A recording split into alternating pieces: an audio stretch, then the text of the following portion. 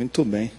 Então, hoje a gente começou o dia aqui e na primeira mesa do dia, com o Schneider e o André Vieira, a gente botou também um super fotojornalismo, um documentarismo da pesada aqui, né? Teve Haiti, teve Amazônia, teve Afeganistão, teve tudo que tinha direito no documentarismo de ação. Agora há pouco a gente teve o Johnny também, que mostrou o trabalho dele de jornalista e documental também, na cobertura que se sucedeu ao terremoto do Haiti no começo do ano. Também foi uma palestra e tanto aqui. Então a gente vai trazer agora, para ficar um pouquinho mais ameno, o festival, né, duas fotógrafas de quase uma geração diferente, não é muita distância, mas que também tem um trabalho documental bastante forte e interessante, e que, apesar dessa distância e dos lugares onde foram produzidos também as imagens, né, tem uma visão um pouco mais delicada, gráfica também, do que é um outro tipo de fotografia documental. Então, eu vou pedir para a Mari Stockler e a Bárbara Wagner subirem aqui, por favor. As duas estão de preto, Mari e Bárbara, né? Por favor, sente. E para conversar com as duas aqui, outra personalidade também, que compreende bem o que é fotografia, eu vou pedir para subir aqui ao palco nosso curador, fotógrafo, escritor, Éder Chiodeto. Tá concorrendo ao prêmio de curador do ano, que vai destrinchar esse trabalho todo. Gente, por favor, celular, hein?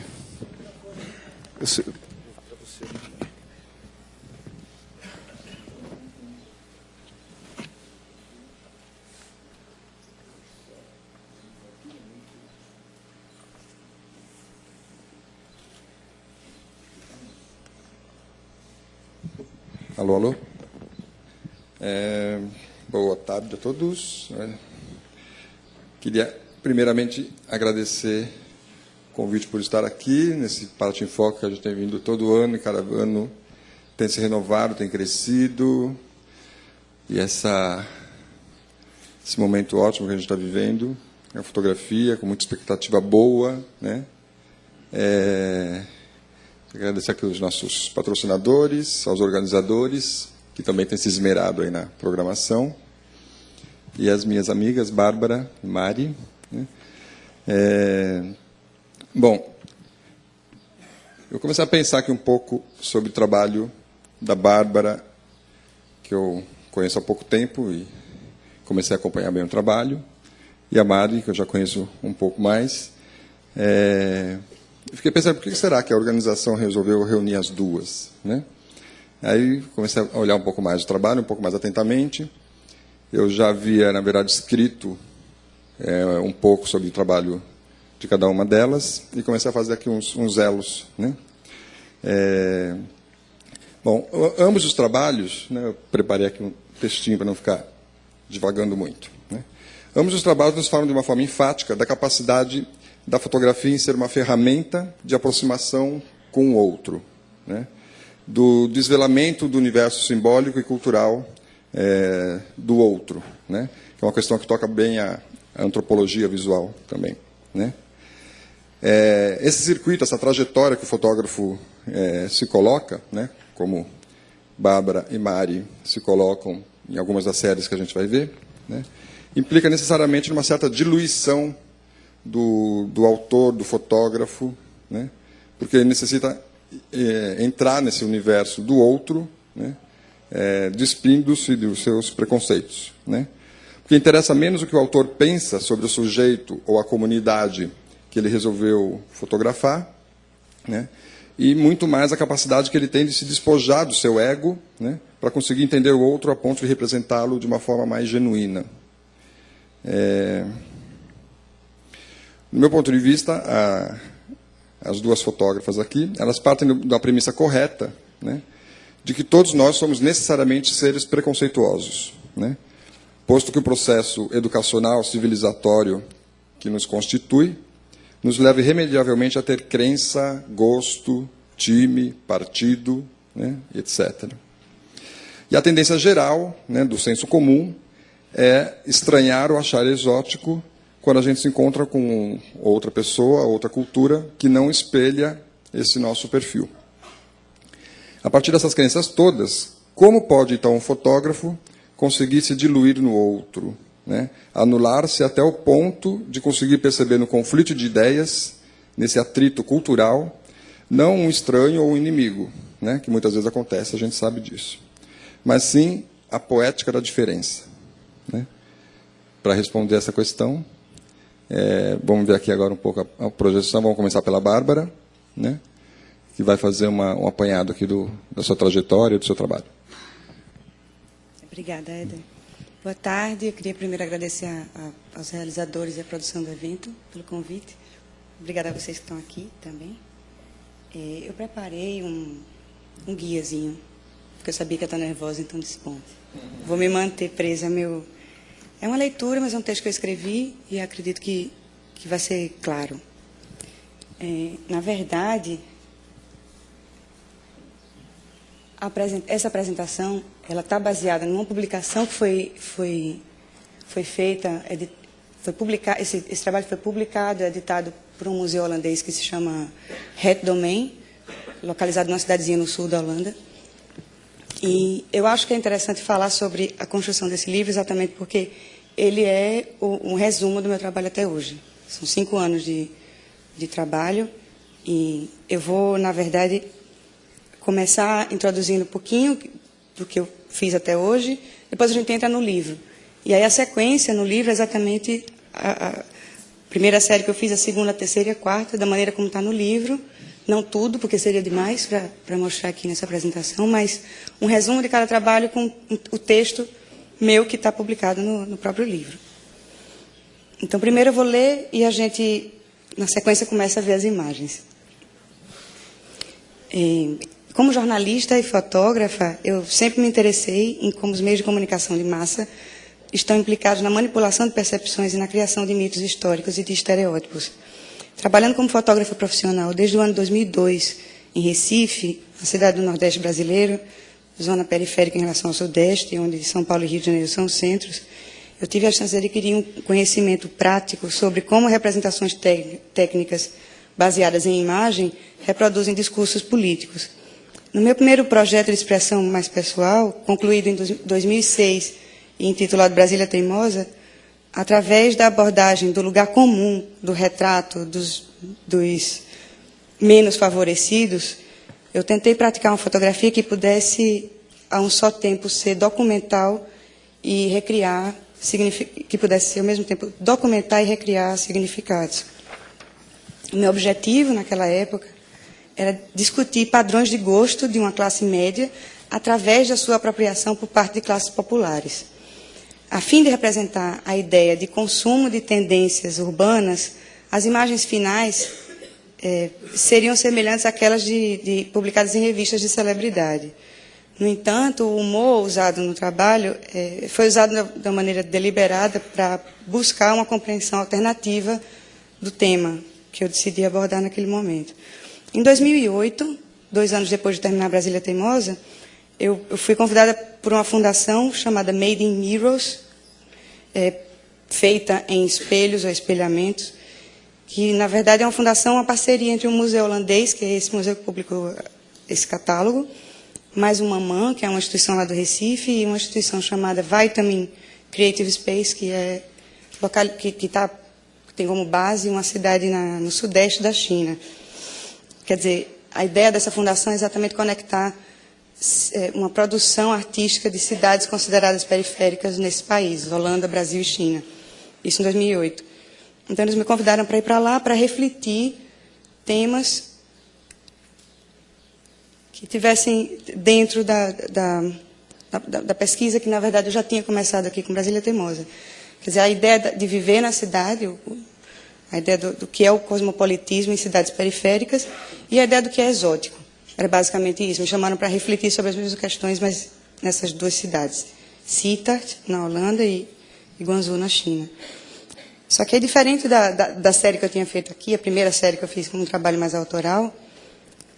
O trabalho que eles me pediram para fazer na Holanda e na China já seria, por si só, uma experiência da minha própria experiência com um mundo diferente. Quer dizer, o exótico já era, na verdade, eu estar lá fotografando.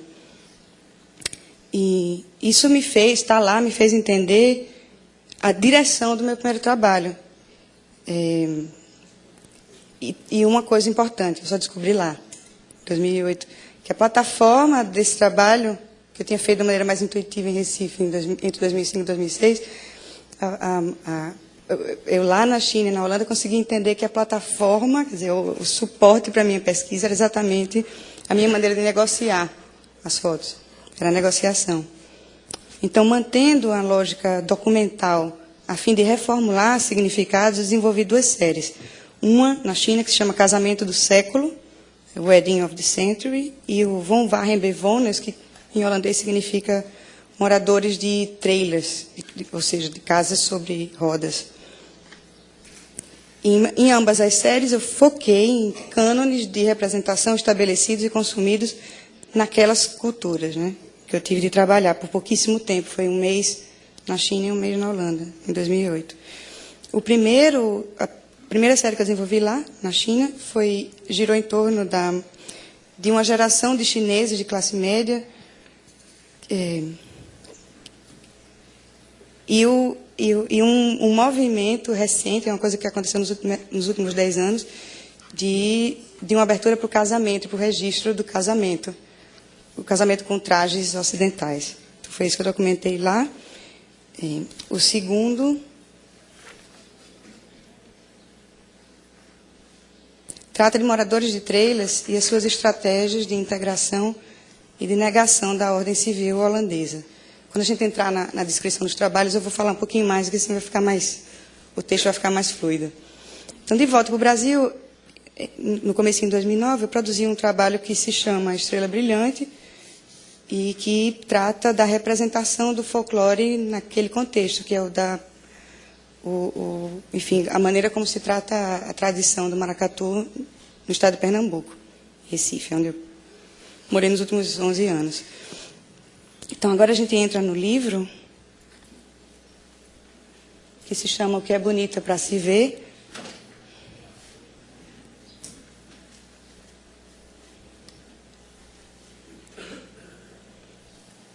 Eu vou ler, à medida que eu vou passando as fotos, eu vou ler o texto que está publicado no livro. Todas as pessoas que eu fotografei em Brasília Teimosa têm uma maneira surpreendentemente bem-humorada de olhar para as suas próprias vidas. Explica o que é Brasília Teimosa. Explica o que é Brasília Teimosa. Ok. Brasília Teimosa é uma comunidade de pescadores que se estabeleceu em Recife, na cidade de Recife, dentro da cidade, na década de 50, e exatamente na época da construção da capital federal. O governo de Pernambuco, naquela época, tentou remover os pescadores que tinham se estabelecido ali, com casas de madeira, palafitas. A lenda é essa, é uma coisa que tem pouco documento, essa história não é documentada, mas a verdade é que o Brasília viria da comunidade ter se estabelecido ali na mesma época da construção da capital federal, e o Teimosa vem do fato do governo tentar retirar as casas dos pescadores. As casas eram destruídas, eles construíam de novo, então não arredaram o pé de lá. Brasília Teimosa, ela fica exatamente numa parte da cidade onde o rio entra no mar.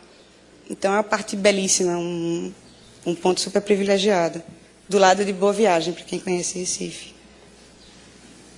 Então, durante 2 anos, sempre aos domingos, eu fui nessa praia, Brasília Teimosa, com a ideia de falar de questões que são raramente tocadas diretamente pela mídia, que, por natureza, estigmatiza questões de gosto, de consumo e de comportamento experimentados em bairros de classes populares brasileiras.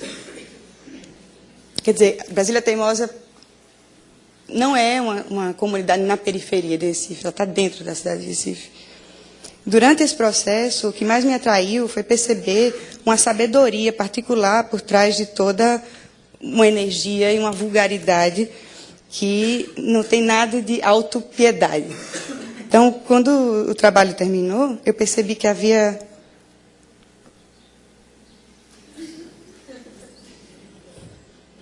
haviam outros pontos que, na verdade, não eram exatamente aqueles que me fizeram fotografar. O trabalho terminou quando eu precisei mostrar para outras pessoas e entender como elas liam Brasília Teimosa, tanto aqui no Brasil como fora, foi que eu entendi uma outra questão,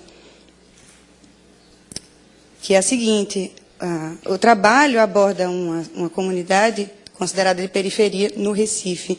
O Recife, por sua vez, é considerado uma cidade periférica em relação a outras cidades no Brasil, outros centros da economia, da arte, vamos dizer, no Brasil. Por outro lado, no exterior, existe uma tendência a se olhar para o exótico na produção artística brasileira. São essas camadas que eu consegui entender no trabalho ao longo do tempo. Ao mesmo tempo, enquanto o contexto local é fundamental para o entendimento de Brasília Teimosa, aquilo que passou rapidamente na introdução dele, essa é uma série que tenta, acima de tudo, fazer um comentário sobre a vida de pessoas que lidam com a tensão entre centro e periferia, que é uma coisa experimentada em qualquer grande cidade do mundo. Então, para mim, essa seria uma questão final depois da produção do trabalho.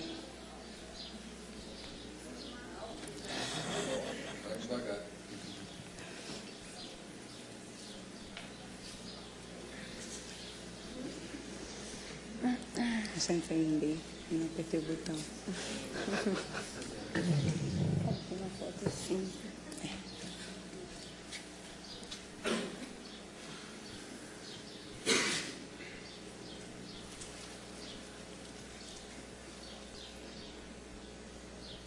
Então, essa já seria a segunda série que está publicada no livro, feita dentro dessa residência que eu falei, a do Made in Mirrors.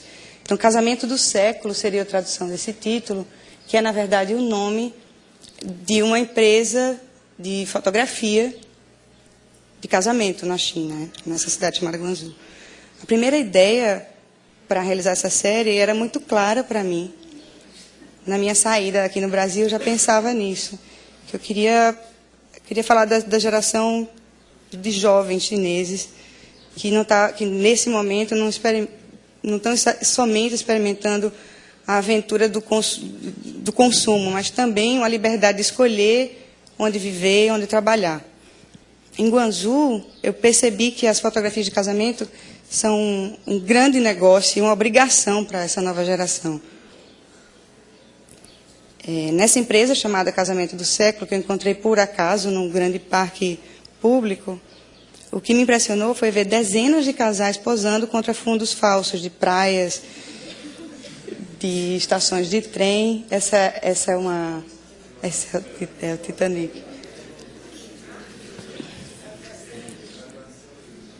Esses casais, eles estavam ali, vários deles, dezenas deles, numa fila, dispostos a passar o dia inteiro nesses estúdios, sendo maquiados, mudando os trajes e entre o traje tradicional, os quipaos chineses e os vestidos brancos de noiva ocidentais. Essa eu fiz 3, são as 3 do Titanic. Na maioria das tradições ocidentais, a lógica por trás da fotografia de casamento é documentar um momento único para que ele dure uma vida inteira. Mas a atração do serviço mostrado aqui nessa série mora exatamente no contrário, num apelo de massa. Essas fotografias oferecem a esses jovens um nível de luxo e estilo que de outra forma eles não podiam ter. Quer dizer, aquilo dura por outros motivos. Aquele registro funciona de outra maneira. Trabalhando lá por uma semana, eu registrei os casais pelos ângulos inadequados, apresentando os elementos que normalmente eram descartados nos enquadramentos dos fotógrafos da empresa, como o céu cinzento, os edifícios modernos da cidade, os problemas do estúdio. quer dizer, os problemas de espaço, de estudo, a organização deles ali dentro, a precariedade da coisa toda. Como resultado, eu tentei não somente escrever os clichês em que se baseia a indústria chinesa da fotografia de casamento, mas também por quê, né? A minha questão era por que esses casais representavam a si mesmos daquela maneira. Ainda assim, muito felizes, quer dizer, eles se sequenciavam nessa fila, não hesitavam em nenhum momento em serem dirigidos pelos fotógrafos chineses, que diziam a mesma coisa para todos, assim, aponta ali. Eles viam os outros fazendo e faziam igual. Quer dizer, a ideia de repetição, a ideia de uma indústria de massa estava ali na minha frente. O terceiro trabalho do livro, que se chama Wohnwagenbewohners, quer dizer, moradores de trailers,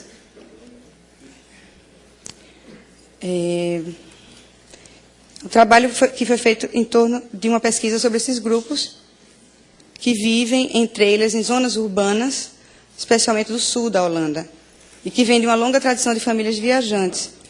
Hoje em dia, as suas casas não são mais móveis, não saem, não andam mais. Os trailers ainda estão sobre rodas, mas não funcionam. Eles são fixos no chão. Essa, para mim, foi a grande contradição.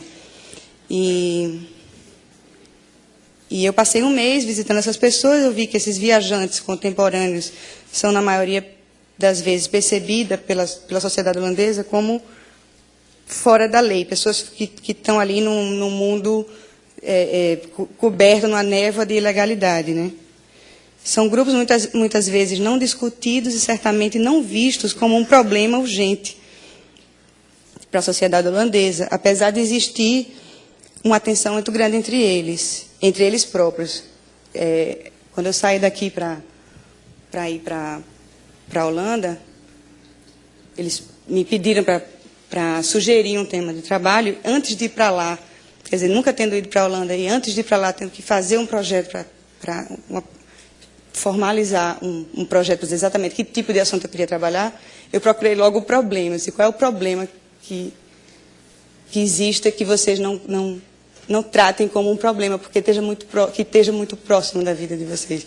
Isso foi difícil, porque eles não me disseram. Então, eu comecei a procurar notícias nos jornais holandeses, a botar no Google Translator, porque não sei falar holandês e muita coisa não estava traduzida para o inglês. Então, pensei que podia ser interessante fotografar esses grupos nos trailers. Estando lá e visitando, isso foi um outro problema, a maneira de acessar essas pessoas, esses grupos, essas famílias, indivíduos. Eu entendi que eles, na verdade, não se enquadram num grupo só de moradores de trailers. Eles se dividem em 3 grupos lá. São os holandeses brancos, que são chamados de travelers, viajantes, e os ciganos, que se dividem em 2 grupos, os Roma e os Sinti. Esses 2 últimos se assemelham em uma única questão. Eles não estão integrados ao que se chamam cidadãos comuns holandeses. E vivem nesses trailer parks, que estão ali, como Brasília Teimosa, dentro da cidade, na saída das ruas de casas regulares. É sempre possível você esbarrar num trailer park, que, na verdade, é protegido, é murado e, normalmente, considerado uma estrutura alienígena dentro da cidade. Então, essa série foi construída dentro de uma estética de álbum de família. A minha ideia era para fotografar essas pessoas dentro das casas delas, justamente para falar de uma noção de familiaridade, de cumplicidade que pudesse existir entre essas culturas tão diferentes. Quer dizer, os ciganos e os próprios holandeses, que são considerados como o mesmo grupo. Sim. São casas no formato de trailer, suspensas em rodas.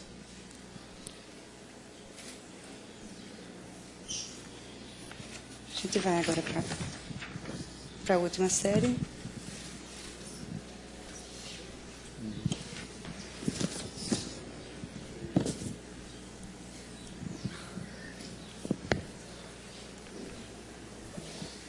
A última série que está nessa publicação se chama Estrela Brilhante, que é o nome de um maracatu rural do Recife.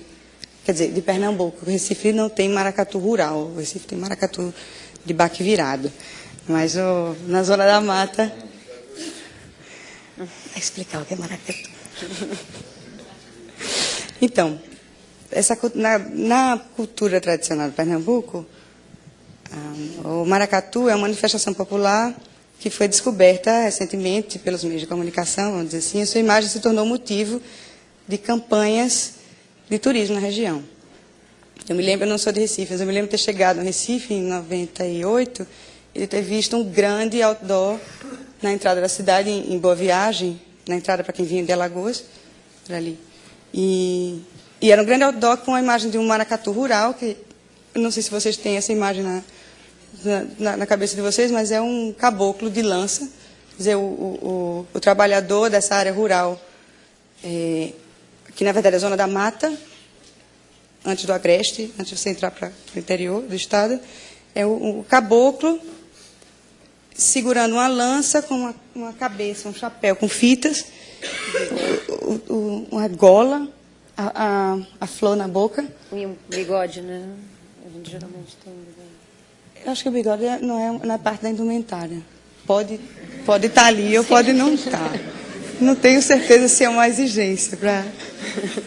Mas tem uma coisa importante do bigode, que é o seguinte: não são homens que participam da maracatu. Sempre.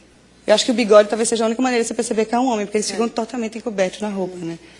E além do mais tem a flor, que é uma coisa extremamente delicada. Mas enfim, era esse caboclo de lança na frente de uma praia, era uma colagem, assim. O cara trouxeram um caboclo de lança, um maracatu, e fotografaram ele na praia com um coqueiro atrás. E eu, naquele momento, eu entendi um bocado de coisa. E, eita, é isso então. Venha para Pernambuco, né? Conheça a tradição pura do maracatu rural. Eu já vi ali que não tinha pureza nenhuma naquela manipulação da fotografia. Então, caboclo de lança em outdoors, em panfletos, guias turísticos, desse jeito que a gente escreveu aqui. Vivendo lá em 10 anos, eu sempre observei aquelas imagens com algumas questões na mente. Como é possível fotografar o folclore na sociedade contemporânea do espetáculo? Faz sentido falar sobre fotografia antropológica ou etnográfica quando cada evento tradicional é imediatamente transformado em um produto para consumo cultural por meio de imagens? As perguntas que vinham na minha cabeça, assim, menos formais, né? Pensando também na função de uma obra de arte em relação à fotografia comercial, eu passei um ano e depois viraram 2 anos, visitando Nazaré da Mata, que é uma pequena cidade no interior de Pernambuco, onde eu fotografei os participantes dos grupos de maracatu Estrela Brilhante, Cambinda do Cumbe e Águia Dourada, nos ensaios informais que eles realizam antes do carnaval, sempre à noite. Como resultado, as imagens foram tomadas em momentos específicos da festa, nas pausas antes e depois da música. Então, a abordagem do maracatu nessa série, ela é feita quase que através da negação daquela representação que eu conheci e com a qual eu convivi enquanto estava trabalhando como fotógrafa comercial em jornal e para revistas também. Mostrando os brincantes do maracatu sem máscara ou movimento, sem movimento, eu tentei retratar aspectos que mostram como a tradição pura, aquela tradição idealmente pura, tende a se ajustar para sobreviver em uma cultura urbana. Nazaré da Mata está a 70 quilômetros de Recife, e uma cultura em constante transformação. Então, é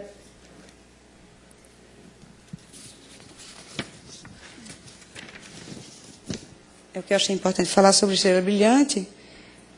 Eu conversei com o Éder um pouquinho mais cedo e disse a ele que ia fazer exatamente esse percurso da publicação, lendo, e a gente abre depois para conversar.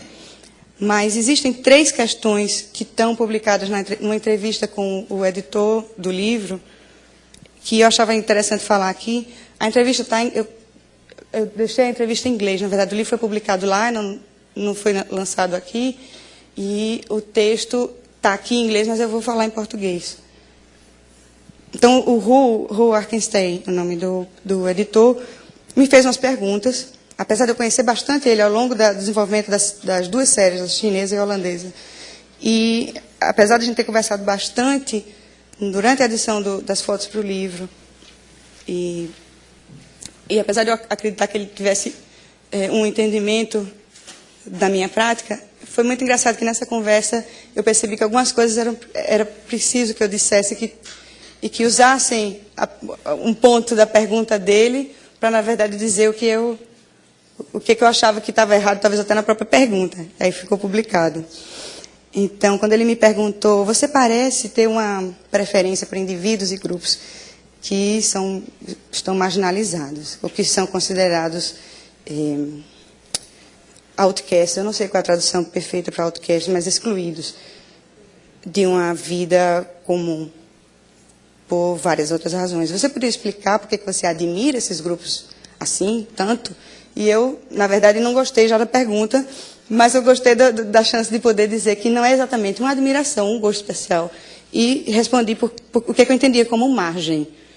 Então, para lidar com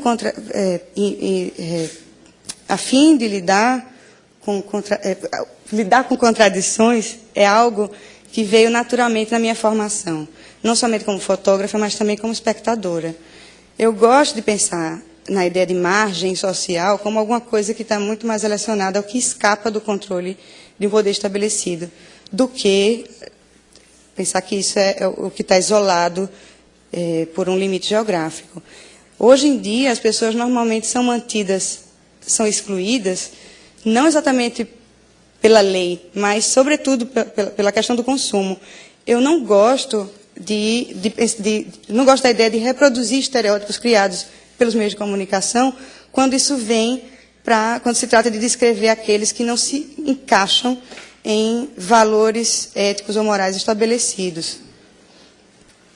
A outra pergunta foi ele dizendo, para mim, você faz desses excluídos algo extremamente glamouroso.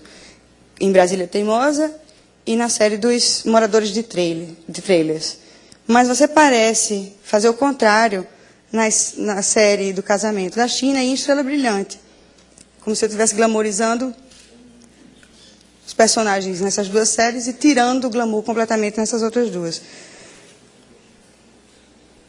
Em relação às outras duas, ele diz, você parece mostrar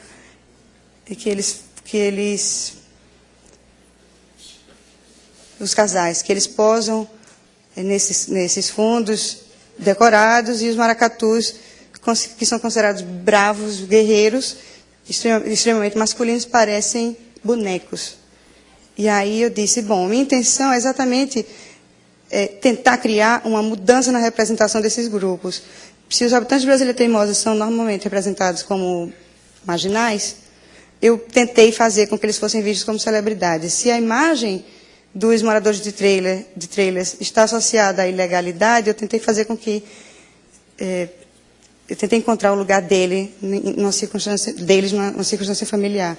Se as fotos do casamento chinês exageram na fantasia, eu tentei olhar para a realidade que estava atrás delas. E no caso do maracatu, eu tentei discutir exatamente o mito da pureza que está na representação dessa tradição, que é normalmente feita pelo uso da cor e do movimento. E eu fiz o contrário. Então, eu usei as perguntas do Ru para poder tentar descrever o trabalho, dar uma orientação para a leitura do livro, que não é uma coisa fácil. Bárbara, oi. Vamos deixar essa outra questão para o debate. Vamos essa colocar, final. Perfeito. Pode ser? Claro. Para controlar o nosso tempo aqui. Perfeito. Então, terminei. Obrigado por enquanto. A gente volta a jogar.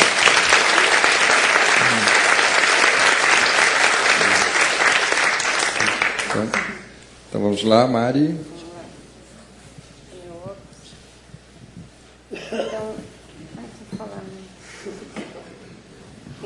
Alô. Bom, queria agradecer a organização, a oportunidade, ao Éder e à Bárbara. E a gente teve boas conversas antes de estar aqui hoje. Eu faço direção de arte e fotografia e direção de vídeo também, então meu trabalho é um pouco espalhado. Em 2002, eu fiz esse livro, mas esse livro eu vinha fotografando muitos anos antes.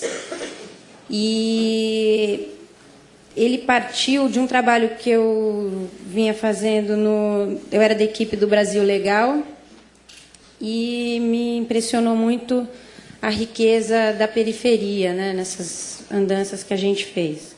A riqueza de personalidade, de cor. E nesse meio tempo eu ouvi em Salvador uma música do Dorival Caymmi que chama Vestido de Bolero.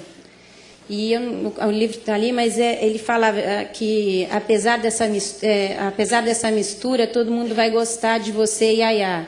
Porque, a princípio, ela está com uma roupa descombinada, não da moda tradicional, etc. e tal. Então, eu também gostaria de falar assim antes que, para cada trabalho que eu faço em fotografia, eu penso a câmera ideal para aquele trabalho. Eu não trabalho sempre com a mesma câmera. Penso no ataque, na chegada, né, ao assunto. E também na luz. É tudo muito combinado. E, às vezes, é uma coisa que parece meio despojada e tal. Aquilo ali é pensado antes, né? Então, vamos lá. Aqui é a exposição do Meninas do Brasil, na São Paulo Fashion Week, que foi feito o lançamento lá, e depois eu fiz a exposição na Pinacoteca. Esse negócio de cinema também nas montagens é meio presente. Sim. Aí começa.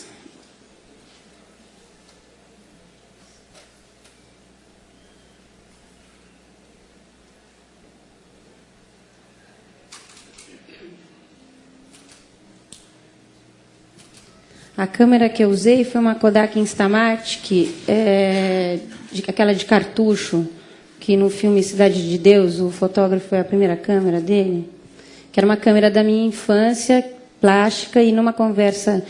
Eu tinha feito uns testes com a Polaroid, e a Polaroid não dava certo, porque eu não queria uma câmera super tecnológica e rica e cara para chegar nos lugares. Eu queria, de alguma forma, me misturar, passar desapercebida e ter uma ideia de cumplicidade com o assunto e com as pessoas. Então, eu pensava que as câmeras mais caras assim me afastariam do resultado que eu gostaria, né? Então, conversando com a Thelma Vilas Boas, ela me falou, eu descobri que esse filme da Instamatic, de cartucho, quando você pede para revelar o negativo inteiro, o formato é quadrado. Aí eu passei a fazer a experiência e realmente era muito interessante, porque é uma baixa tecnologia em formato quadrado e isso criava uma tensão interessante. Aí tem imagens do Rio, de Belém, Salvador, São Paulo. Acho que isso.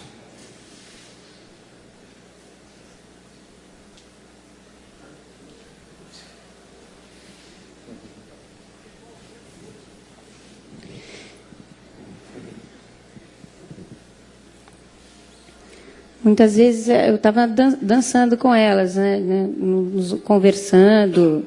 É muito engraçado, assim, porque eu vi muita história legal, assim, tirando onda, assim, junto, né?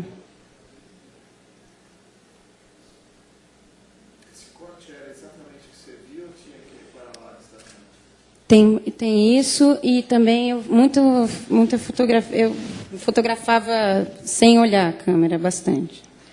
Porque durante vários anos vai te dando jeito, né? Você vai aprendendo a distância e a altura também, né? Eu comecei a fotografar, acho que foram 7 anos de trabalho.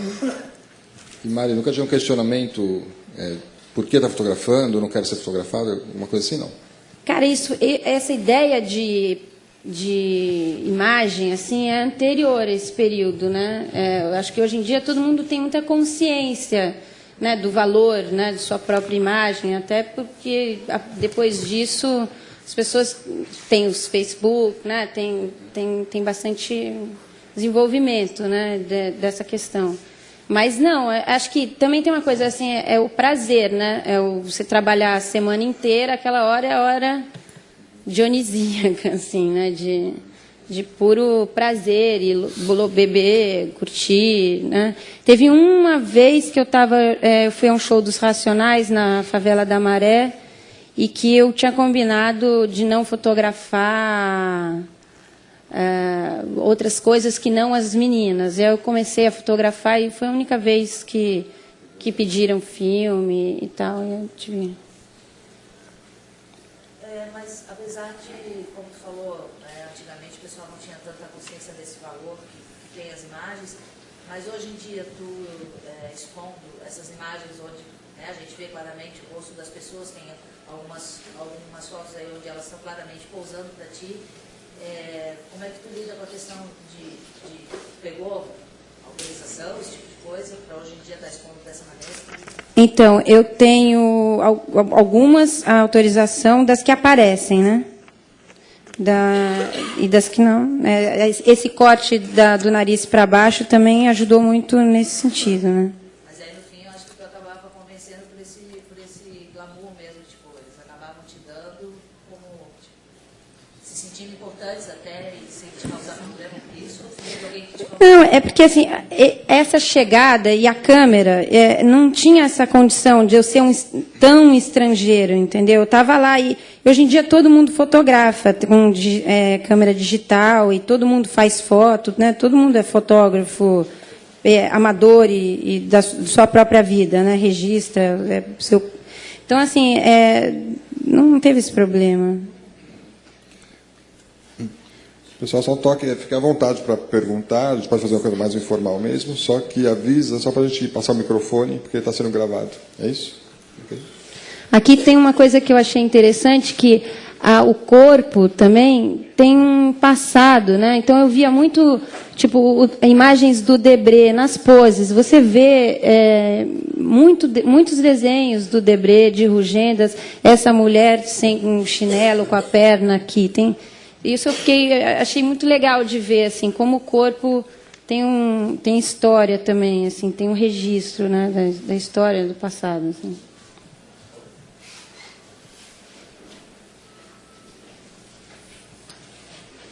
E em relação à moda, eu pensei bastante no trabalho da Ana Mariani, que é aquele negócio das casas, né, de platibandas, as fachadas. E pensei bastante, porque essa lycra, ela dá uma espécie de alta costura popular, se isso é possível. Assim. Eles são super criativos. E quando teve uma exposição em São Paulo, na Oca, de moda, tinha um representante brasileiro para cada estilista. E eu fui escolhida para ser a representante que seria o Alaiá, né, que faria as imagens do Alaiá no Brasil. O Alaiá é um estilista, se eu não me engano, tunisiano, que fazia aquelas roupas da Tina Turner, daquelas supermodelos dos anos 80. E na ocasião que eu estava em Madureira, eu falava com os estilistas, porque eu ia no Mercadão e tal, e as revistas de referência que os estilistas faziam para fazer as roupas de lycra e os recortes, etc. e tal, eram revistas antigas, compradas em brechó, e muitas Vogues e tal, onde tinha o Alaiá e tal. Então, realmente, era interessante que o Alaiá não foi gratuito. Eles pensaram nisso, esses recortes, essas...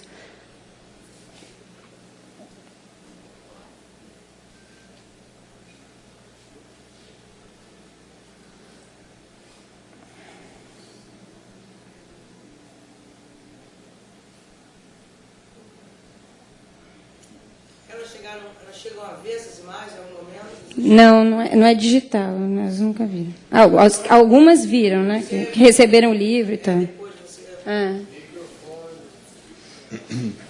Quem quiser falar, só levanta a mão, por favor, e pede o microfone. Eu fiz assim amigas para sempre que eu nunca mais vi. Acontecia isso, assim, tipo, aquela puta noite incrível, uma enorme cumplicidade. E aí que eu ia encontrar, de repente, no outro ano, naquela mesma festa. Mas...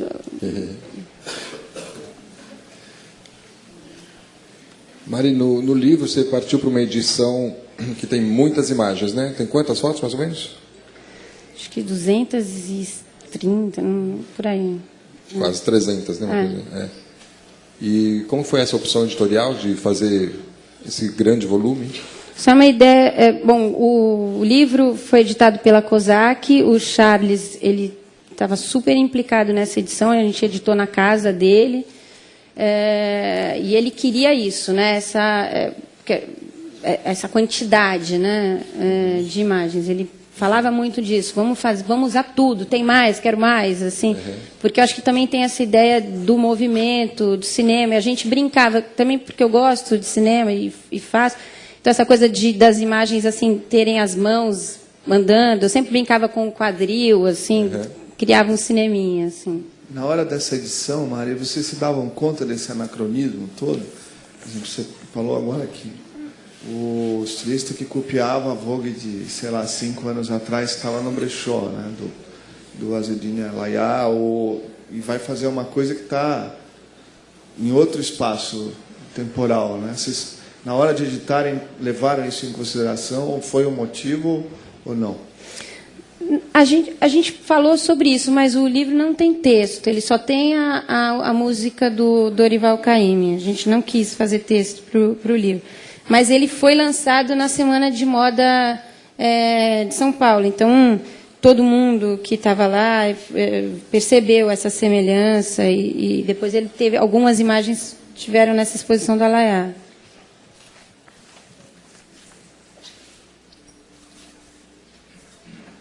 Isso é super, né?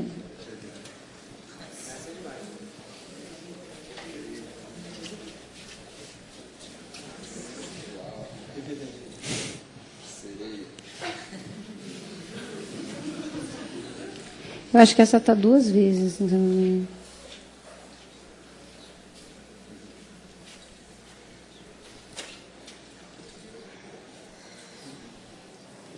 É muito curioso porque o ensaio ele vai se efetuando justamente no excesso, né? Ele vai ficando bom à medida que ele vai... É uma coleção, né? Pelo acúmulo, exatamente. Acho que tem essa ideia de coleção de... Isso é um travesti que não deixa de ser uma menina, né? Essas aqui, elas estavam rindo porque uma hora eu levantei, elas falavam, que você está de calcinha, não sei o que, eu falei, não, estou de cueca. Eu estava com a cueca do Carlito. Aí eu levantei, elas viram a cueca e agora é o Netos, que é uma exposição que foi quando teve 450 anos de São Paulo, e a gente eu fiz essa exposição também para São Paulo Fashion Week, e eu fiz a pesquisa junto com o Museu da Pessoa. Então, a gente pesquisou vários netos e alguns bisnetos, e a ideia era fazer uma fotografia em grande formato.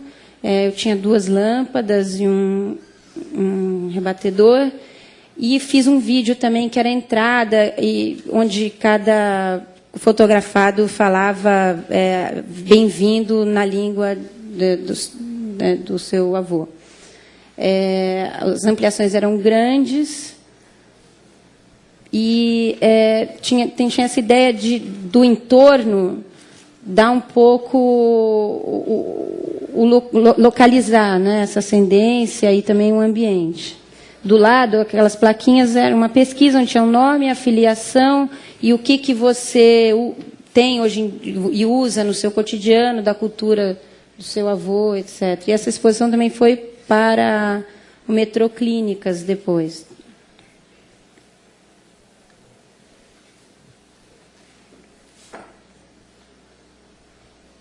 Aqui é o vídeo, né?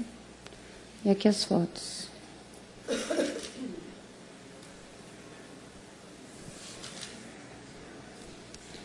Como se dava a escolha do cenário, Mari? Oi? A escolha do fundo do cenário?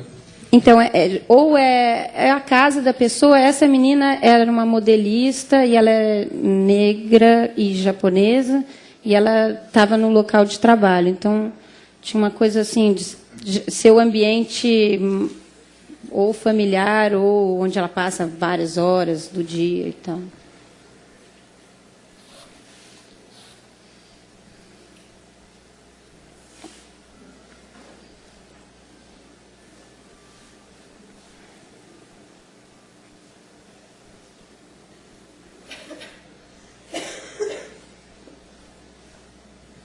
E a escolha dos personagens era pautada por alguma questão, alguma dentro da Era pesquisa? pela ascendência, e aí tinha um pesquisador que fotografava várias pessoas, achava pessoas na rua, nos cinemas e tal, e pela fotografia eu escolhia, eu não conhecia a pessoa antes de fotografar, mas eu conhecia por fotografia, aprovava por fotografia. Então, quando eu chegava na casa da pessoa, eu já meio pensava em que lugar fazer e tal, assim.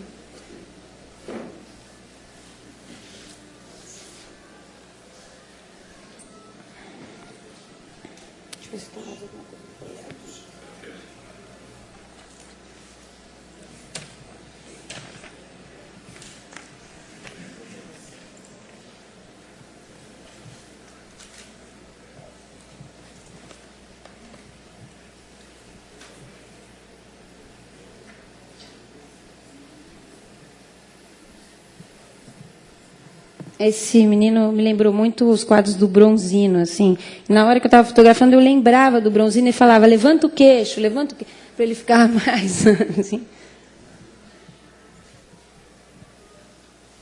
Eu acho que por conta de fazer direção de arte e também de ser casada com artista plástico, também eu penso muito em pintura quando eu fotografo. Então, acho que uma coisa que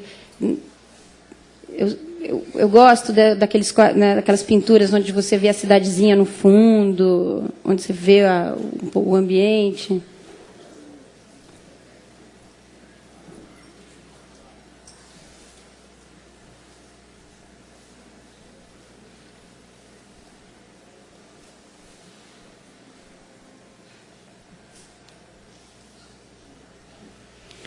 Essa aqui é uma exposição no mês de fotografia. Cara, eu não lembro, acho que era 2004 ou 2005, o quinto mês de fotografia, não lembro.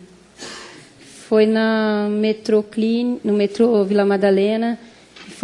Era uma colagem de imagens da Feira de São Cristóvão, do Maracanã e do trabalho do Meninas do Brasil, que propunham uma historinha, assim, mas nesse pôster, aqui a partir de dentro do pôster, eram várias combinações dessas imagens que davam histórias diferentes. Era um painel e foi uma coisa muito complicada, porque o metrô tem muitas implicações de... Deu uma polêmica, né, na cidade. Foi bem Fala complicado. um pouquinho dessa polêmica, pode falar? É uma coisa... Eu não tinha passado por isso antes, né? É um espaço público onde... eu não sabia que o metrô tem pessoas que têm claustrofobia e tem surtos. E eram imagens muito fortes. Então, por exemplo, tinham testemunhos de Jeová que ficaram desesperadas, escreveram no caderno. Teve pessoas que passaram mal. E foi uma coisa que foi difícil para mim, não foi tranquilo. Eu estava grávida, no começo de gravidez. Foi super complicado. Tira, não tira, melhor deixar. E a gente optou por deixar e passar pela experiência, né? Aqui é uma revista de São Paulo, não sei se existe ainda, Simples, e é um trabalho também feito em 4x5, onde tem essa história da pintura, e era uma pesquisa em cima do Di Cavalcanti. E as modelos não são modelos profissionais. Então, essa moça... eram pessoas lá do Vidigal, eu fui ao Vidigal. Aí, eu fiz a locação antes, para meio já com o Di Cavalcanti, com a pesquisa, meio já pensando o enquadramento, né? Essa era uma menina de 14 anos.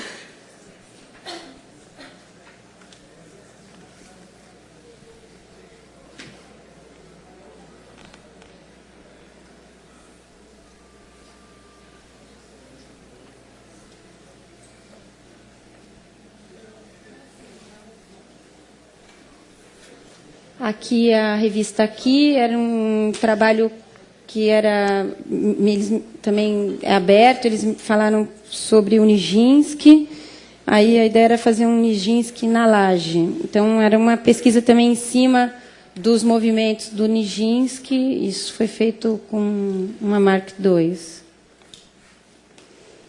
E esse rapaz também não era um modelo profissional, ele é um antropólogo da Bahia.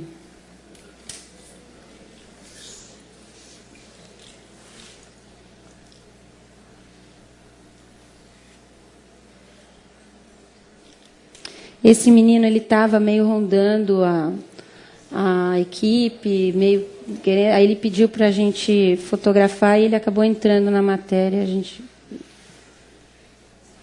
usou ele de modelo.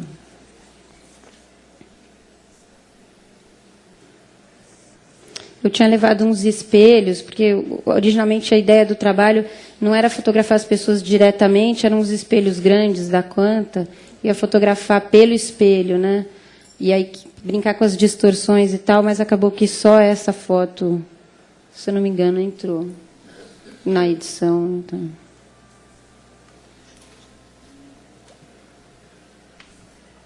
Isso é um trabalho da Érica Palomino e do Giovanni Bianco, que era para Melissa. Eles davam para vários artistas uma sandália Melissa e o artista criava uma imagem. Aí eu fiz a minha imagem, eu fui a um lugar de faz gelo e eu congelei a Melissa e fotografei o rapaz do gelo. Aqui é uma matéria da TPM, que já meio brincando com a história do meu livro, lá do Meninas do Brasil, eles pediram para fotografar meninas de São Paulo. Aí aqui tem uma brincadeira que eu fotografei as meninas, o foco para elas, depois o foco para o fundo e fiz um sanduíche de imagens, onde o foco é mentiroso, não é real. Aqui a Negra ali, na freguesia, também tem essa história de pintura, onde que você vê, né, tudo, e o foco mentiroso. Aqui também. Esse é um último trabalho que eu fiz esse mês. No Rio de Janeiro, eles fizeram uma biblioteca em Manguinhos, incrível, absurda. Manguinhos é uma favela no Rio, e é uma biblioteca que realmente tem tudo lá, assim. E aí eles estão fazendo com que as pessoas que trabalham na biblioteca façam uma revista digital. Então, vários profissionais estão ajudando eles a aprender a fotografar, fazer Photoshop, editar, fazer pauta, etc. e tal. Essa é uma matéria com meninas também não profissionais. Seria uma matéria de moda, de maiô.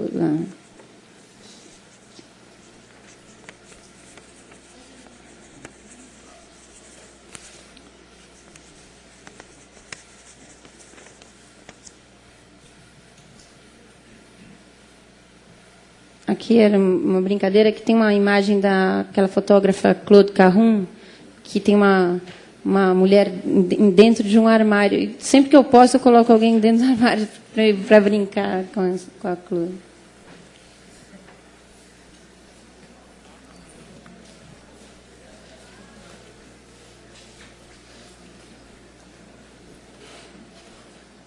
Acabou. Ok.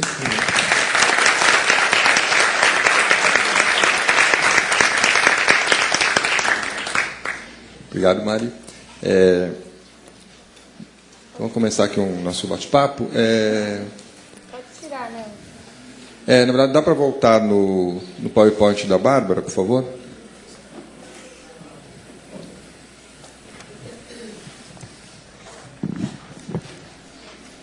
Bom, em diferentes momentos, né, eu escrevo muito sobre o trabalho dos fotógrafos, né, seja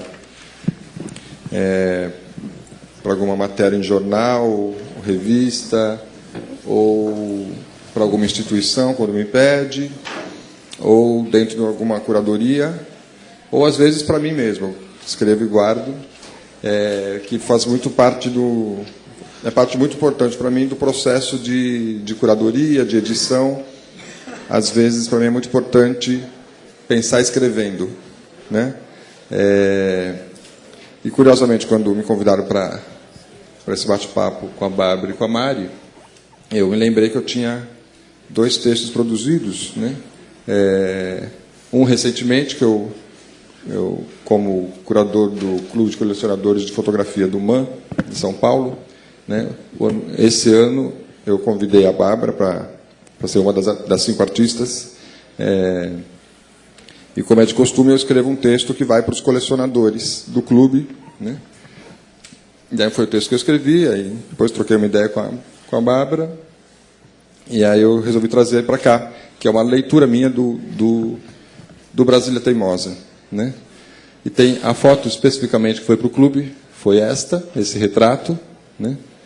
E aí eu resolvi trazer, então, esse texto para iniciar aqui a nossa conversa, né? Eu vou ler para vocês. É curto. Bárbara iniciou sua carreira profissional como fotojornalista. Atuando em uma agência de fotografias em Recife, fotografava diariamente empresários, diretores de empresas e demais homens de negócios, geralmente trajando terno e gravata, dentro de seus escritórios, para publicações voltadas à cobertura do mundo econômico. Seguindo o padrão estético das publicações, com o intuito de ter imagens mais bem elaboradas, a fotógrafa utilizava um mini estúdio portátil que permitia obter retratos adequadamente iluminados. Justamente esse padrão adequado, entre aspas, para fotografar personagens que corporificam o poder e o capital, começou a despertar na fotógrafa alguns questionamentos.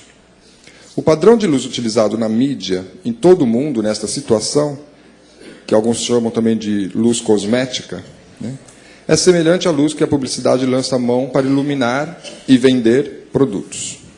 A famosa luz de comercial de margarina, que atua em beleza, deixa sem falhas, torna atraente e denota um ar de saudável, né? No limite, a luz que metaforicamente traduz o mundo dos bem-sucedidos, do consumo e da riqueza, né?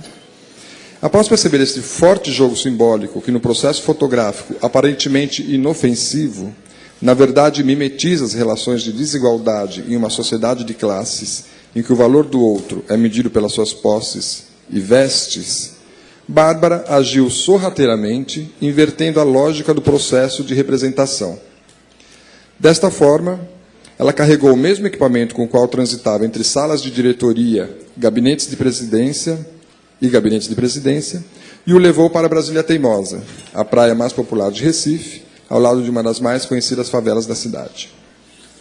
Famílias numerosas, batuqueiros, balconistas, travestis, desempregados, biscates de toda a diversidade de pessoas que estão na base da pirâmide social, foram fotografados com a luz normalmente utilizada para enobrecer as pessoas da outra ponta desta pirâmide, né?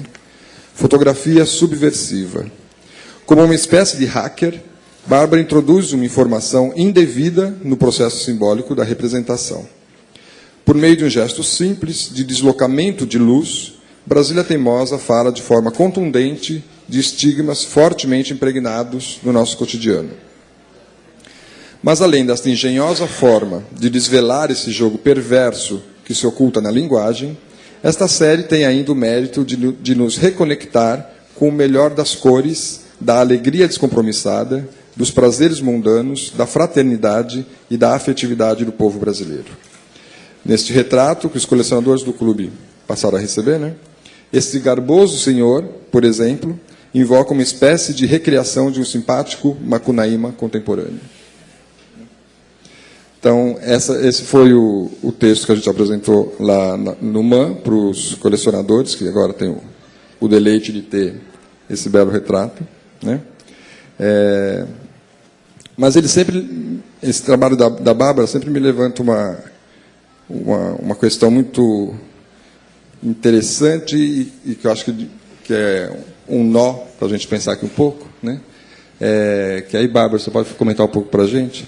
Que é esse limite muito tênue entre o que é o fotojornalismo, né, E você que começou atuando no fotojornalismo, você é uma jornalista de formação, né? Você fazia os retratos, e de repente você começa a pensar esse processo da representação de uma forma diferente, e isso é catapultado para o mercado de arte, para o circuito de arte, para as instituições, né? Esse limite entre o jornal e a galeria, né? Entre o documental e a arte. Fala um pouquinho para a gente como se dá essa mudança de patamar para você. Eu acho que existem muitas maneiras de ser fotojornalista e de ser artista. E eu, na verdade, vejo o universo das artes visuais como um lugar onde eu posso trabalhar, tanto quanto eu trabalhava no jornalismo, para pensar, para eu pensar e para fazer, trazer essa questão para um grupo maior. A primeira questão é bem individual, depois de um tempo ela pode virar um questionamento que outras pessoas tenham também. Às vezes isso acontece, às vezes não. Às vezes as pessoas não dividem as mesmas questões que você. Mas eu acho que eu vejo a arte como um lugar, uma prática que me permite trazer essas questões que eu dificilmente conseguia quando eu trabalhava como uma fotógrafa para o jornal. Isso não quer dizer que eu pense que é difícil fazer isso no fotojornalismo, ou como fotojornalista, porque acho que a minha prática não mudou nesse sentido. Então, é pensar em como determinadas questões se adequam a um formato, a um espaço, a um público. Eu acho que é isso que muda, e talvez é isso que um circuito artístico me permita fazer. Embora eu ainda acredite que existem muitas publicações para falar do fotojornalismo impresso, né?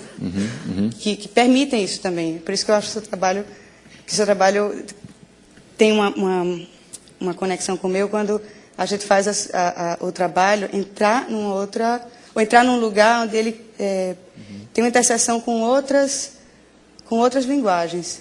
Pode ser moda, é a revista de fofoca, é a revista de economia. As coisas, o limite entre uma coisa e outra é difícil de você definir.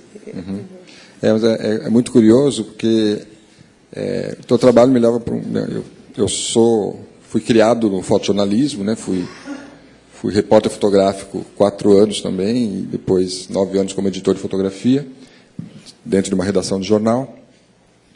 E uma coisa que eu gosto muito do trabalho da Bárbara é que ele me desmonta, de uma certa forma, o discurso do fotojornalismo, né? Ao ponto de que, se a gente começa a perceber, através do trabalho dela, que o fotojornalismo cada vez mais trabalha com a ideia do clichê, né? Então, o pobre fotografado dentro de uma estética que se fotografa pobre, né? É o miserável sempre daquela forma. Formatado. Né? Oi? Ou seja, as pessoas vão sendo colocadas em classificações, né? Nomenclaturas, caixinhas que definem as classes sociais, o comportamento, né? E que, na verdade, isso começa a ser um processo de ficcionalização, né? Cada vez mais as pessoas viram personagens da notícia, não são as pessoas como notícia, né? É uma imagem que é criada, né? Um invólucro que é criado. E o trabalho da Bárbara me parece que ele vai justamente no sentido contrário, de desmistificar isso, de desvelar isso, de acabar com esses clichês, né? Quando ela fotografa o pessoal de Brasília Teimosa com essa luz, né? Que é a luz dos nobres, vamos dizer assim, esse jogo fica muito escancarado, né?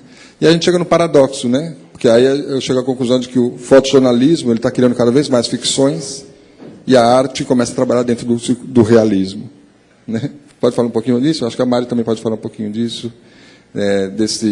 Acho que esse tipo de tensão, né? Esse tipo de tensão que você está falando, né? Da luz que você usou num ambiente que não era próprio para aquela luz, né? No uso comum. Sim. Esse tipo de tensão que dá o embate artístico, né? Que faz aquele trabalho suspender, né? E isso... eu acho que também o trabalho da Bárbara tem muito isso, né? Esse deslocamento, né? E isso sai do senso comum, né? Do padrão, né? Exatamente.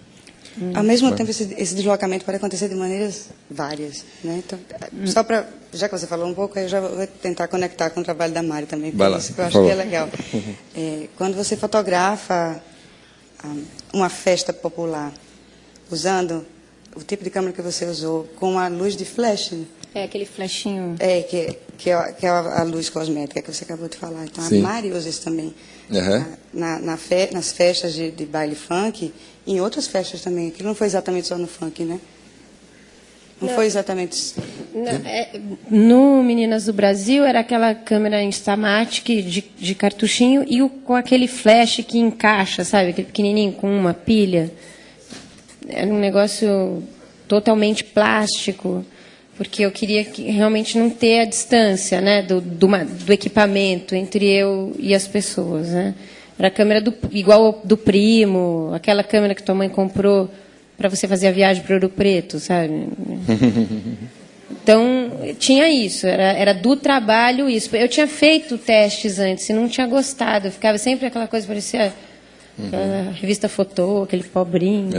É muito legal porque são dois trabalhos que eles mostram exatamente o projeto estético, ele vem totalmente a reboque de um conceito, né? Que é uma coisa que eu me debato muito com os meus alunos, né? Que primeiro cria uma ideia de um projeto estético, eu quero usar filme assim, um flash assado, uma pós-produção tal, mas eu não sei ainda o que eu vou fotografar. Mas espera aí, o circuito ao contrário, né? Você tem que pensar que você vai fotografar para depois encaixar esse projeto estético, né? Bárbara, outra questão do teu trabalho suscita é, por exemplo, quando a gente olha aqui as fotos do pessoal da Holanda, os moradores dos trailers, né? Para nós, dentro da nossa cultura, né? Eles não causam nenhum grande estranhamento, né? Como causa, talvez, Brasília Teimosa, nesse sentido que a gente conversou, das questões dos preconceitos e tal, porque para nós são pessoas absolutamente normais, né? Então, o trabalho tem uma questão como você vai lidar com os clichês e com os preconceitos em cada sociedade, em cada país, né? Ou, enfim, em cada localidade geográfica específica, né?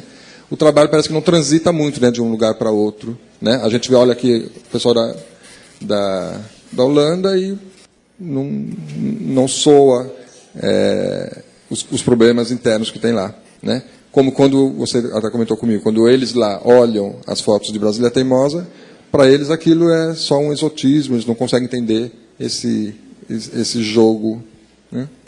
Comenta um pouquinho. Teve um diretor de uma instituição inglesa que viu o trabalho em 2006 e que me perguntou se aquilo não era fotografia de como se diz, de turismo. Ele disse, isso é um editorial que você está mostrando como é que é a vida na praia para as pessoas conhecerem o Brasil. E eu disse a ele, é exatamente isso que eu acho que é legal. Quer dizer, visualmente, não há nenhuma novidade. Não tem nenhuma invenção ali, porque é exatamente o que eu fazia para fazer uma matéria para uma revista de turismo. Mas, à medida que entram outros personagens, no Brasil a gente consegue entender que existiu um deslocamento qualquer, um deslocamento possível, que é a troca desse sujeito. Eu lembrei de uma história quando você falou isso, que quando eu estava fazendo os testes, eu mandei para o Gibo, laboratorista de São Paulo, e ele me ligou e falou, acho que você mandou o filme errado para cá. Não, eu não sei, deve ser de alguém que trabalha para você o filme, alguma coisa. Aí eu saquei que eu tinha acertado, era o que eu queria. Não é possível um fotógrafo profissional fazer isso. Bom, eu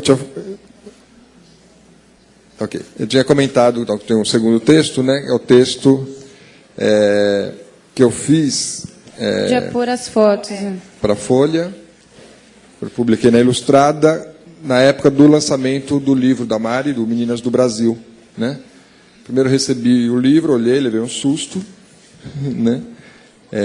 Realmente me surpreendeu muito essa estética, essa forma como ela elaborou, e eu parti para um outro tipo de texto que será que pode pôr as fotos? Alô? Pode colocar o PowerPoint da Mari, por favor.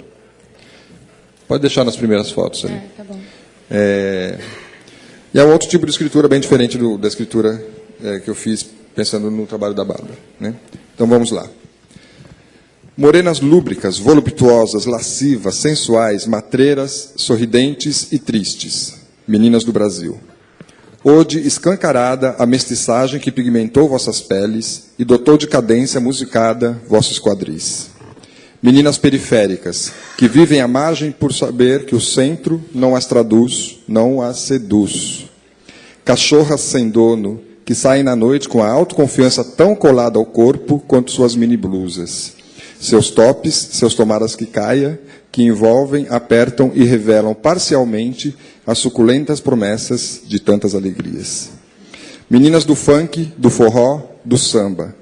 Dançarinas extravagantes, diletantes de ritmos, que enlouquecem machos babões e os fazem sucumbir em vertigens nos salões, nos bares, nas ruas, atrás do balcão da lojinha da prima da amiga do cunhado, onde elas fazem um bico sem registro, sem férias, sem fim de semana, sem FGTS, para ganhar um troco.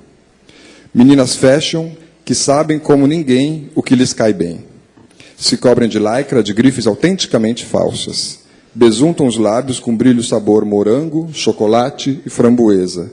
Um pouco de cada e está feita a salada de frutas que espera o ensejo, o sorriso alheio, o beijo no escuro. Calça-pele feita para delinear e projetar ancas, cadeiras, nádegas, coxas, virilhas, joelhos. 8, 10, 12 centímetros de salto na sandália de tirinhas, dedos de fora, esmalte vermelho. Meninas impositivas, fêmeas resolvidas, sem frescura, sem não sei se devo, sem analista, sem lexotan, sem medo da vida, quase sem estudo, sem condições, esperando até às 5 horas da manhã, sorrindo pela condução, pelo marido, pelos filhos.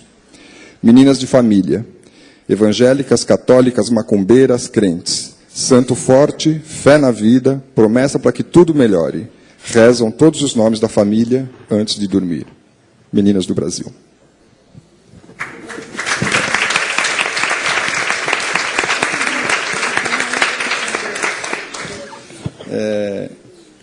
E Mari, agora revendo o ensaio, e ao mesmo eu estou editando o catálogo do Fórum Latino de 2007, né, produzido pelo Iatan também, e lá eu peguei uma fala da entrevista do Miguel Rio Branco, né, em que ele comenta as fotos dele no Pelourinho, em Salvador, naquela primeira fase do trabalho dele em Salvador, em que ele fotografou muitas prostitutas, né? E aí eu peguei uma frase dele que para mim foi muito interessante, aí eu fiz um link aqui com você, não pensando, obviamente, em prostituição, que não é o caso, mas pensando na sexualidade, né? O Miguel falou, quando eu comecei a fotografar no Brasil, existia uma questão que eu não entendia, que era essa distância entre as pessoas, essa miséria tão forte. Mas existe um poder de reação na vida delas. Me interessou, lá no Pelourinho, né? As paredes, os lugares caídos, um lugar histórico totalmente caindo aos pedaços, com uma marca de tempo muito forte. E havia como contraponto uma sexualidade, né, das prostitutas, que era um pouco uma reação contra essa questão da morte, né? Uma força de reação dessas mulheres. Eu acho muito legal porque ele coloca ali a sensualidade, a sexualidade como a única pulsão de vida possível naquele estado de decrepitude que a gente conhece, né? E aqui no teu trabalho também tem essa marca dessa sensualidade extravagante, né? sem rodeios, né? Queria que você falasse um pouco desse componente também, assim, como essa sensualidade ou essa sexualidade como um poder de reação a um estado de opressão e tudo mais. Se é um componente que você chegou a pensar ou se você acha que tem a ver. Se você pensar que sensualidade é uma espécie de bem-estar, né, com o próprio corpo, e o que isso desencadeia em termos de sexo, se existe esse bem-estar, é muito ativo, né? Na hora que eu estive nos lugares, eu fiquei muito pensando nisso. Cara, as meninas da Zona Sul estão malhando, tomando remédio, né, comendo alface, né, e tinha essa experiência de prazer com o próprio corpo, né? Então, e também delas estarem embaladas a vácuo, assim. Eu ficava imaginando assim, tem uma coisa da lycra que meio faz a embalagem colorida, né? Como se você se embrulhasse para presente, assim. E eu gostava disso, e cada detalhe, e eu lembrava dessa coisa da Ana, assim, como tem detalhe, tirinha para cá, e buraco, e rendinha, e não sei o quê, e aqui salta um pedaço, aqui tem um ombro. Então, eu achava isso, assim, era um corpo que não necessariamente tem um padrão de beleza, né? Mas era o meu corpo, né? O corpo que eu tenho, né? E a minha potência, né? Como eu me coloco aqui na festa, na rua, no baile, né? Então isso eu vi muita potência nos lugares. Sim. Eu senti muito essa vibração, assim, né? E que não estou aqui para ficar deprimida, né? Estou aqui para tirar o máximo da situação. Legal. Pessoal, tem mais um pouquinho de tempo, acredito. Então, se quiser fazer alguma questão, ali, por favor. Isso, melhor iluminar. Vamos lá. Fernando Schmidt.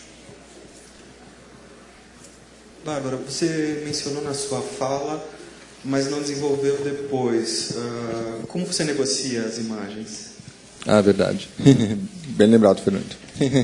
Você falou esse termo de negociação, né? Acho que seria legal. Se eu falasse naquela hora, eu não conseguia ter chegado até o final. Essa negociação, ela não pode, para mim, ela não pode ser uma fórmula. É isso que a gente estava conversando quando o Éder perguntou para mim se o trabalho da Holanda é entendido aqui do mesmo jeito que ele é entendido na Holanda, como Brasília Teimosa é entendido aqui de um jeito diferente lá. A maneira de me aproximar das pessoas é diferente. Então, eu preciso passar um certo tempo observando. Eu acho que existe uma boa dose de observação, existe uma boa dose de aproximação. Eu acho que o jornalismo trouxe isso para mim como o meu patrimônio. Eu gosto de conversar com as pessoas. E aí eu preciso me aproximar e me apresentar. Então, uma coisa interessante, eu não consigo fotografar sem que isso seja uma coisa consentida, porque ele está sendo fotografado. E aí eu acho que a negociação tem vários entendimentos. A pessoa me permite fotografar, mas do jeito que ela quer. Mas do jeito que ela quer também é um jeito que me interessa fazer, porque eu estou interessada justamente em entender como é que ela se vê. É isso que você acabou de falar, do meu. Tem uma voz ali que existe, não quer dizer que eu esteja dando voz também, mas eu sei que existe alguma coisa que é possível de ser conversada e negociada. Eu também estou dentro dos meus limites de interpretação, porque eu não sou capaz de entender exatamente o que acontece num determinado grupo, como o dos holandeses. É preciso de tempo.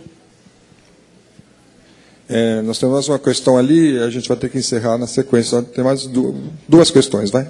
Uma ali e uma lá no fundo, que depois a gente precisa arrumar a sala para a fala da Maureen mais tarde. Queria perguntar para vocês, que vocês falaram da forma de se aproximar das pessoas, né?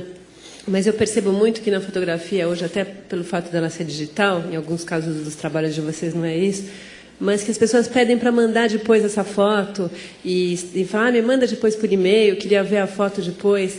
Isso acontecia com vocês? E como se estabelecia esse contato posterior ao trabalho que vocês fazem? Porque tem uma ligação muito forte no momento da foto, né?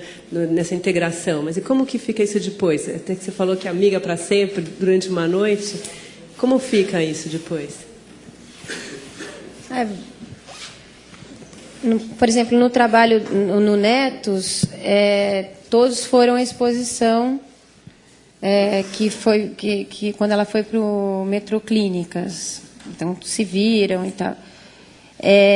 No Meninas, muitas acho que nunca viram as imagens, porque não eram imagens digitais. Acho que hoje em dia, com a câmera digital, você mostra para a pessoa, né?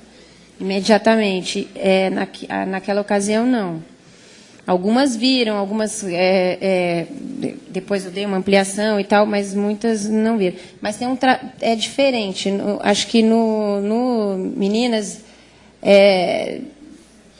não tem tanta negociação. a negociação é feita por uma cumplicidade da hora, né? Então, acho que é uma negociação do corpo, né? Você dançando com ela, isso te permite estar dentro do mundo dela. E aquilo ali é uma noite, são algumas cervejas e um papo, né? Um comentário, se ganha ali, né? E também tem muita foto que se estabelece pelo olhar ali, pela troca mútua de uma euforia que está ali na dança. Né? E tem também muita gente que negou e que não quis verbal, e que essas fotos não saíram, né? Mas tem muita foto de ataque também. Exato. E isso é uma coisa que eu queria complementar. Eu acho que o uso do flash, ele é uma belíssima parte da negociação, eu diria, principalmente numa conexão do meu trabalho com a Mari. Por quê? Porque ela se posiciona. Ela diz que ela está ali. A troca está feita ali. Você vê onde a Mari está, pelo uso do flash, de certa forma, claro, pela aproximação que ela tem. Mas eu acho que são essas as maneiras de negociação que eu acho que podem ir para... Depende de onde você está, depende do tipo de gente que você está... Para mim, na realidade, depende do trabalho, que os meus trabalhos eles vão mudando a bitola, sabe? Então, no caso do Neto, tinha um pesquisador que ia antes... Né, já tinha uma autorização prévia e uma pesquisa e tal. Varia, mas na verdade, o que você está falando de negociação é porque é uma coisa que é implicada dentro do teu trabalho e são em todos os trabalhos. Tem um corpo, né? Você vê isso em todos, né? E acho que é diferente isso. Vamos lá para a última questão, então, por favor. E aí, boa noite. Minha pergunta é para a Bárbara, né? Para satisfazer assim, uma curiosidade minha, assim, no seu trabalho de Brasília Teimosa, né? Eu achei pela forma do posicionamento da câmera, dos enquadramentos, até pelo deboche, e parecido, semelhante. Eu queria saber se você se inspira no Martin Parr. Eu gosto muito dessa pergunta porque... É boa questão. Eu gosto muito porque... Eu acredito que esse elemento do deboche e o uso do flash são próximos. E eu gosto muito do Martin Parr, como eu gosto da Rineke, que é holandesa. As pessoas perguntam muito para mim. A Rineke eu só conheci o trabalho dela depois que eu fiz Brasília Teimosa, mas muita gente me pergunta, porque no caso da Rineke tem o corpo inteiro na praia, tem o fundo do céu azul, tem umas coisas que formalmente poderiam estar bem mais próximas, mas mesmo assim, eu penso em como o trabalho que eu fiz em Brasília Teimosa, ele mistura um pouco tudo isso, porque para falar especificamente do Martin Parr, apesar dele chegar muito próximo, dificilmente as pessoas estão posando para ele. Então, essa ideia de negociação, vamos usar essa palavra, ela vai para outro lugar. É como se o Martin Parr fosse ele sozinho ali, observando tudo aquilo como alguém que está passando sem ser percebido, que eu acho que é a grande coisa do trabalho dele. Mas acho que no caso do Martin Parr é menos uma ferramenta de aproximação do mundo e mais uma denúncia da questão do consumo, de um estranhamento, né? Eu acho que vão em movimentos diferentes, embora talvez tenham soluções estéticas semelhantes, né? Em alguns momentos, tem alguns pontos de contato, mas acho que eles vão em direções diferentes nesse sentido, né? Você aproxima a gente desse público e o Martin Parr ele elege algumas coisas que nos distanciam, na verdade, daquela cultura do brega, do cafona, né? Fala no microfone. Microfone. Fala no microfone, só, por favor. Não deu para ouvir aqui. Me desculpa. Eu acho que o deboche é a parte em comum do trabalho dela com o dele. A forma que eles mostram isso através do enquadramento e o glamour também que eles dão para o excluído. Uhum. É isso que eu penso. Eu achei semelhante. Ok. Você quer que eu continue? Você concorda? Obrigado, boa noite a todos. Obrigado, Mari. Obrigado, Bárbara.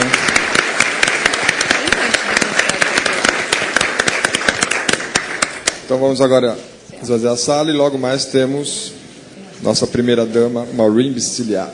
Não é um tipo de humor que eu divido com quem vê a foto, é um humor que eu divido com quem está lá. Eu também Não é? Isso é muito interessante. Você